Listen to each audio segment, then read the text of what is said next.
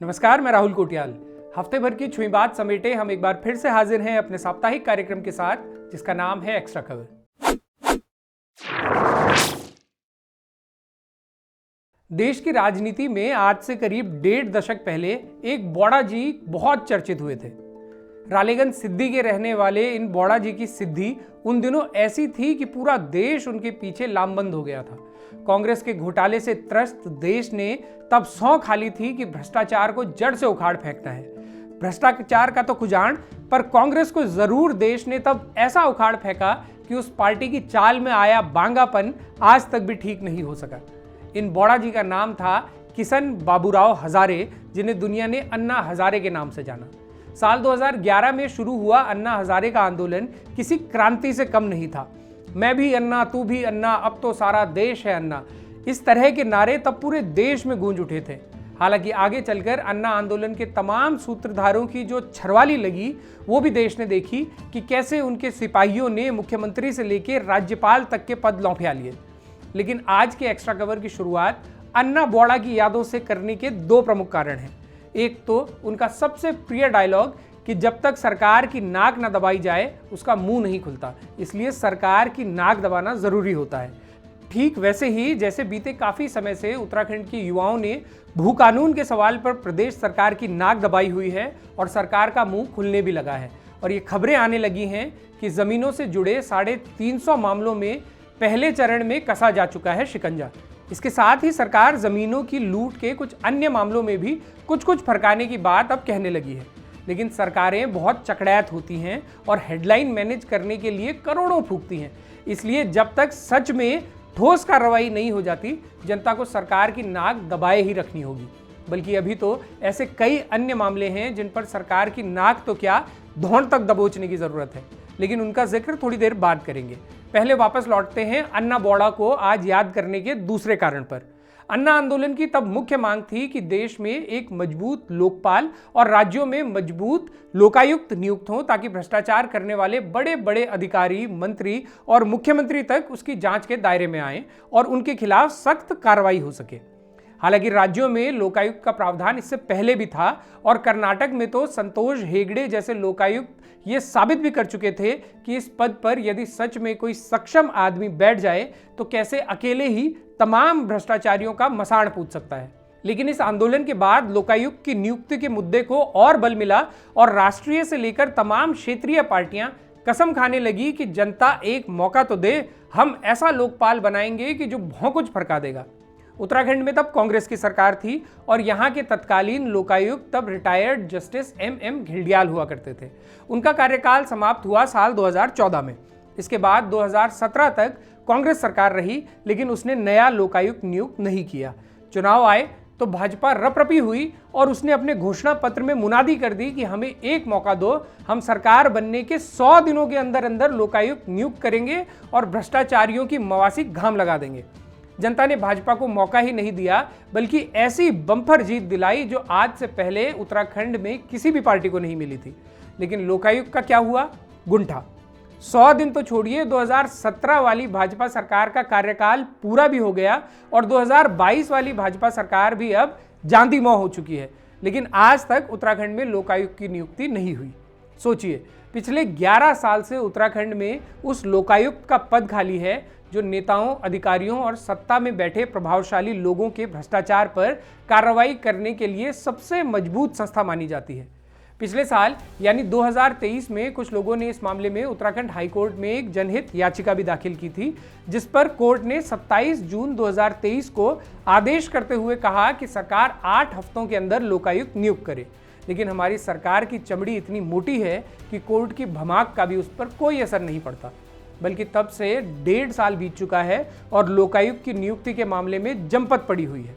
इस बीच हाईकोर्ट कई बार उत्तराखंड सरकार से बोल चुका है कि बिजी जादी लाठी, लेकिन अपनी सरकार है कि निचंत उतरने लमलेट है।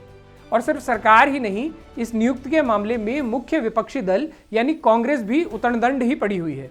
दरअसल लोकायुक्त की नियुक्ति के लिए एक समिति होती है जिसकी अध्यक्षता मुख्यमंत्री करते हैं और उनके अलावा इसमें नेता प्रतिपक्ष, विधानसभा अध्यक्ष, हाईकोर्ट के एक जज और एक अन्य सदस्य होते हैं। लेकिन बीते इतने समय में हमारी सरकार बस इतना ही कर सकी कि इस एक अन्य सदस्य को खुजा कर कोरम पूरा करने की खानापूर्ति बलब कर ली गई है। अब ये सब लोग मिलकर एक चयन समिति खुजाएंगे, फिर वो समिति लोकायुक्त बनने लायक लोग खुजाएगी और तब जाकर लोकायुक्त नियुक्त होगा। यानी जब 9 मण तेल होगा तब राधा नाचेगी, लेकिन पिछले 1 दशक में तो ऐसा मंड्यान लग ही नहीं सका कि राधा नाच सके। इस नियुक्ति की जब भी बात होती है तो सभी नेता मिलकर कीजिए मीटिंग, खेलिए मीटिंग करने निकल जाते हैं और सबके पास बौग मारने के बराबर बहाने होते हैं। मसलन मीटिंग में कभी मंत्री जी नहीं पहुंच पाते, कभी मुख्यमंत्री जी नहीं पहुंच पाते, तो कभी नेता प्रतिपक्ष जी नहीं पहुंच पाते। यानी राजनीति के इस गधेरे में क्या भाजपा और क्या कांग्रेस, सभी नंगे हैं। लोकायुक्त कौन होगा, कैसा होगा, कैसी कार्रवाई करेगा, किस को लपेट सकेगा, ये सारे सवाल तो पूछना ही बेमानी है जब हमारी सरकारें 11 साल से नियुक्त करने के नाम पर ही जनता को बुथियाए जा रही हैं। अब आप कहते रहिए कि गणेश जोशी जैसे मंत्रियों की संपत्ति रातों रात इतनी कैसे बढ़ गई। इसकी जांच करने की अनुमति सरकार देगी नहीं, और जो संस्था इसकी अपने दम पर जांच कर सकती थी उसे सरकार नियुक्ति ही नहीं देगी। और इससे भी आगे की कहानी सुनिए जो बताती है कि अपने राज्य की स्थिति कैसे भैंसा मुख मावल फ्योली को फूल वाली बनी हुई है। लोकायुक्त का पद भले ही 1 दशक से ज्यादा समय से खाली है, लेकिन लोकायुक्त कार्यालय चल रहा है, इसमें दर्जनों लोग कार्यरत हैं जिन्हें पिछले 1 दशक में करोड़ों रुपए सैलरी के रूप में दिए जा चुके हैं। अब ये वेतन क्या फरकाने के लिए मिलता है को जान। वैसे दोष इन कर्मचारियों का भी नहीं, क्योंकि लोकायुक्त की नियुक्ति उनके हाथ में नहीं है, लेकिन जनता को ये मालूम तो होना ही चाहिए कि उनके पैसे सरकार कैसे घाम लगा रही है। अब बात उस मुद्दे की जिसके बारे में हमने शुरुआत में कहा था कि उत्तराखंड में कई मुद्दे ऐसे हैं जिनके लिए सरकार की सिर्फ नाक दबाने की नहीं बल्कि धौड़ पकड़ने की ज़रूरत है। ऐसा ही एक मुद्दा हमने कुछ समय पहले एक्स्ट्रा कवर में उठाया था और आपको बताया था कि कैसे जॉर्ज एवरेस्ट की हज़ारों करोड़ की ज़मीन हमारी सरकार ने चौपट करते हुए अपने चहेतों में बांट दी है। आज बात उससे भी आगे की। देहरादून और मसूरी के आसपास की क्यांकुली, भट्टा, छलंग, अंबाड़ी, डांडा जंगल और रुद्रपुर तक के जंगलात की सैकड़ों एकड़ जमीन बीते कुछ सालों में नेताओं और अफसरों की मिलीभगत से डकारी जा चुकी है। जबकि ये जंगलात और गांव सभा की वो ज़मीनें हैं जिनको बेचना, खरीदना, ट्रांसफ़र करना या किसी निजी व्यक्ति के नाम पर रजिस्ट्री करवाना पूरी तरह से प्रतिबंधित है। लेकिन उत्तराखंड तो देवभूमि है, यहाँ दिप्ताओं से ज़्यादा चमत्कार नेता दिखा देते हैं, तो यहाँ ऐसी ज़मीनें भी बाकायदा रजिस्ट्री करवाकर निपटा दी गई हैं। हमारे राजस्व विभाग, वन विभाग और MDDA के कारिंदों ने बीते कुछ दशकों में जंगलात की ज़मीनों पर अतिक्रमण किया और ये ज़मीनें आगे बेच भी दी, लेकिन अतिक्रमण हटाने वाले धाकड़ बुलडोजरों को इसकी भनक तक नहीं लगी। ज़मीनों की इस लूट के संबंध में बीती 20 सितंबर को RTI एक्टिविस्ट विकेश नेगी ने प्रदेश के मुख्यमंत्री और वन मंत्री समेत कई लोगों को विस्तृत शिकायत भी भेजी थी, लेकिन हमारे नेताओं ने इस शिकायत का भी वही किया जो अक्सर इस तरह की अन्य शिकायतों का होता ही है, यानी उन्हें पूठ मूड़ लुका दिया। इस मामले में भी विकेश नेगी जनहित याचिका दाखिल करने जा रहे हैं और उम्मीद है कि उच्च न्यायालय की झपाट प्रदेश में हो चुके इस डैमेज को कुछ हद तक सुधारने के लिए काम आएगी। इस जनहित याचिका में मांग की गई है कि वन विभाग जिस जमीन को बीते कुछ सालों में लूट गया है और राजस्व रिकॉर्ड तक में बदलाव कर दिए गए हैं, उन्हें सुधारने के आदेश दिए जाएं। इस पूरे घोटाले और जमीनों की लूट के CBI या किसी अन्य स्वतंत्र जांच एजेंसी से जांच करवाई जाए। वन विभाग की ऐसी सभी जमीनों पर चल रहे निर्माण कार्यों पर तुरंत रोक लगाई जाए। जितनी भी जमीनों की खरीद फरोख्त नियम के विरुद्ध पाई जाती है उन्हें रद्द करते हुए राज्य में निहित किया जाए और कोर्ट की निगरानी में एक मॉनिटरिंग कमेटी का गठन किया जाए। उम्मीद है कि हाईकोर्ट इस मामले में संज्ञान लेते हुए कार्रवाई के आदेश करे, लेकिन पहाड़ी सुंगूर से भी मोटी चमड़ी बना चुकी हमारी सरकारों पर इसका असर भी हो, इसके लिए ज़रूरी है कि आप लोग अन्ना बोड़ा की एकमात्र बात याद रखें कि सरकार की गिच्ची तभी खुलती है जब उसके नगदुड़ों को पट्ट बुझा दिया जाए। इस हफ्ते प्रदेश में सबसे ज़्यादा चर्चा केदारनाथ उपचुनाव की भी रही, जिसके कई अतरंगी स्वरूप सामने आ रहे हैं। अयोध्या और बद्रीनाथ के बाद केदारनाथ में भी अब खामाछा वाली स्थिति से बचने के लिए भाजपा ने पूरा तंत्र झोंका हुआ है। तो कांग्रेस की तरफ से बैटिंग करने हरक सिंह रावत उतरे हैं, जो कुछ समय पहले तक भाजपा से बैटिंग करते थे, लेकिन महफिल लूटने का काम वो बखूबी कर रहे हैं। उनके वीडियो इन दिनों जमकर वायरल हो रहे हैं और सोशल मीडिया पर पकड़ बनाने के मामले में इस तरह से देखें तो कांग्रेस भाजपा से थोड़ा आगे नजर आती है। हमारे मुख्यमंत्री और लोकप्रिय नेता पुष्कर सिंह धामी जी का ये YouTube अकाउंट ही देख लीजिए। 5 से लेकर 55 व्यू पाने वाले इस अकाउंट के वीडियोस को आप देखेंगे तो पाएंगे कि भाजपा ने फिर से वही काट की हांडी चढ़ा दी है जिसे वो हमेशा चढ़ाती आई है कि हिंदू खतरे में है। इन वीडियोस के थंबनेल देखें।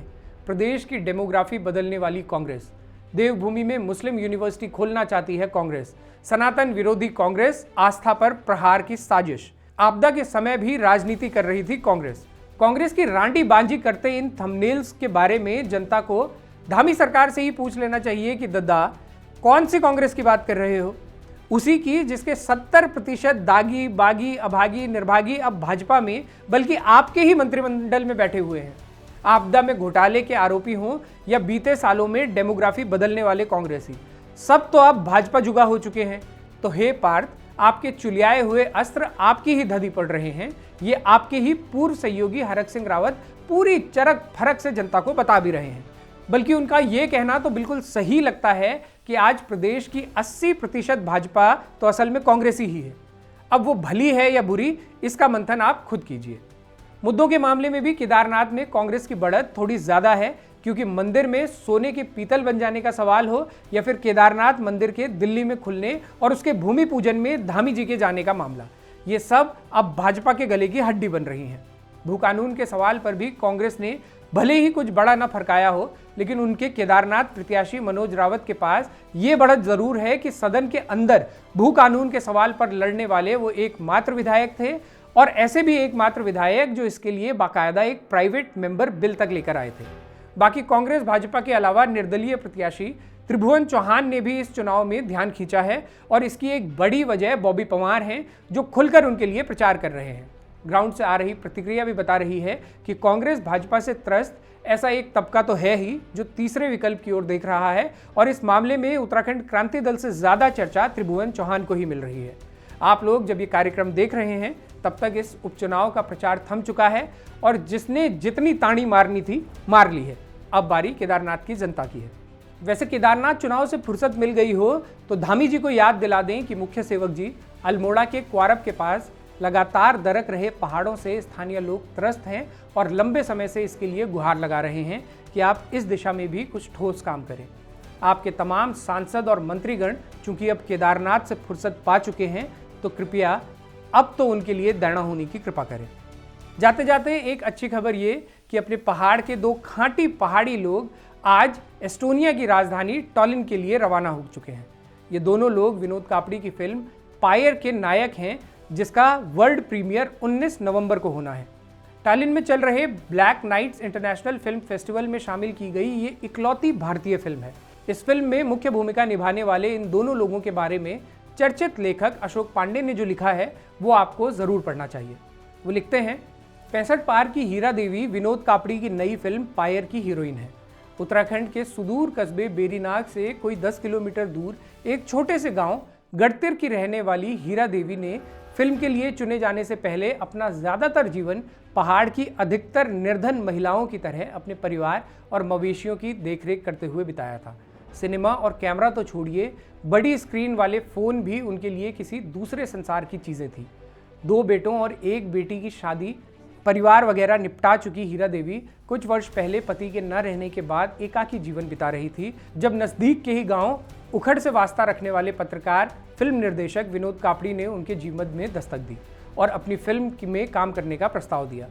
घर में अकेली हीरा देवी का साथ देने को एक पालतू भैंस थी, जो इत्तेफाक से उन्हीं दिनों ब्याई थी।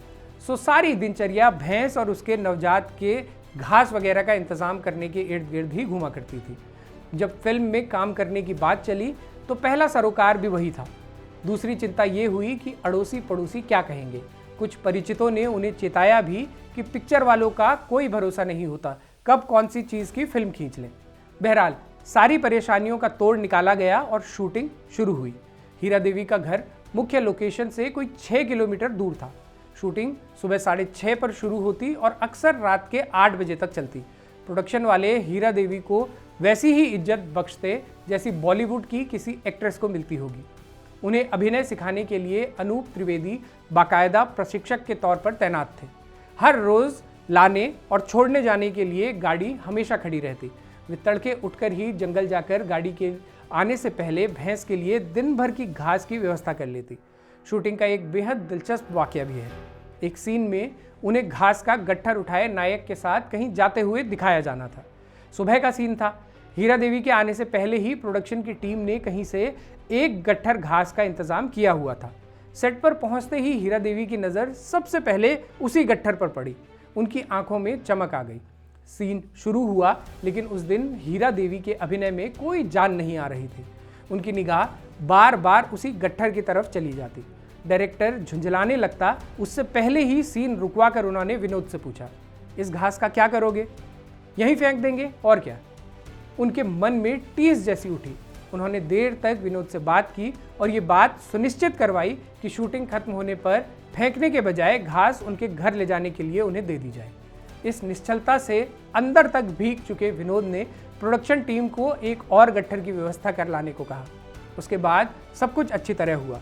उस शाम घर जाते हुए उनकी जीप में 2 गट्ठर घास भरी हुई थी। हीरा देवी के चेहरे पर उस दिन कैसा संतोष रहा होगा, इसकी कल्पना वही कर सकता है जिसने हर सुबह जान की बाजी लगाकर चारे लकड़ी की खोज में पहाड़ की महिलाओं को बाघों से भरे जंगल में जाते हुए देखा है। फिल्म में मुख्य अभिनेता का किरदार निभाने वाले 75 वर्षीय पदम सिंह के बारे में अशोक पांडे लिखते हैं, उनकी कथा भी कम मार्मिक नहीं है। फौज में नौकरी से बरसों पहले रिटायर हुए पदम सिंह निसंतान हैं। इस बरस मार्च में उनकी पत्नी का भी देहांत हो गया। उसके थोड़े ही समय बाद डॉक्टरों ने उन्हें भी एक गंभीर बीमारी से ग्रस्त पाया और कीमोथेरेपी शुरू की। फिल्म के लीड रोल के लिए विनोद कापड़ी ने शुरू में नसीरुद्दीन शाह से बात की। उन्होंने हामी भी भर दी थी, लेकिन उन्हीं दिनों कोरोना आ गया और वो बात बन ना पाई। बहरहाल पदम सिंह को इस रोल के लिए चुना गया। हीरा देवी की भैंस इन दिनों फिर से गाभिन है। गांव छोड़ने से पहले वो भैंस की देखभाल का पूरा इंतजाम करके आई है। इस काम के लिए उन्होंने अपनी विवाहिता बेटी को ससुराल से घर बुला लिया है। अब हम इस बात को लेकर निश्चित हो सकते हैं कि टॉलिन फेस्टिवल में जब दुनिया उनके काम को सराह रही होगी, वे उन सारे क्षणों को पूरी तरह जिएंगी और आने वाले ढेर बरसों तक अपने नाती पोतों को सुनाई जाने वाली ढेरों कहानियों को इकट्ठा कर रही होंगी।